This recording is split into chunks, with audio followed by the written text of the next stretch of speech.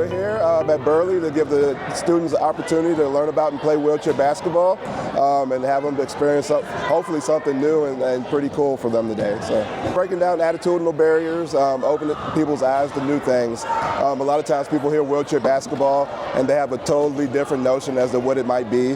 Or even when it comes to disability, people think that a person with a disability is a lot different than what it actually ends up being. So we come into these schools to try to, expose people to something other than what they might think they're going to see, and give them the opportunity to meet people with disabilities that can have good conversations and beat up on them a little bit in a sport that they think they're pretty good at already. So it was really fun. We were going across the courts and it was really silly. It was way more challenging because you had to move your hands and pick up the basketball, so it was really weird. Sometimes this is people's lifestyles and not just a game. And it shows how people in wheelchairs can have fun with basketball too, like we can.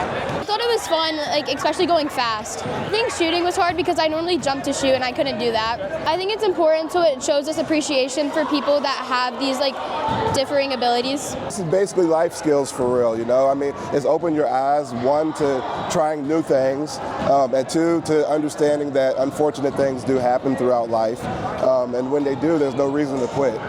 That's why we're here.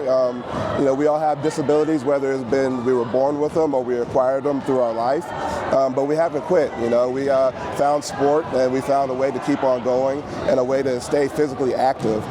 So we just mainly want to make sure people know that if something unfortunate happens, then there's outlets out there. So don't get real sad and down on yourself. And if you do, just take a second to process it, but get ready to have some fun for the rest of your life though too.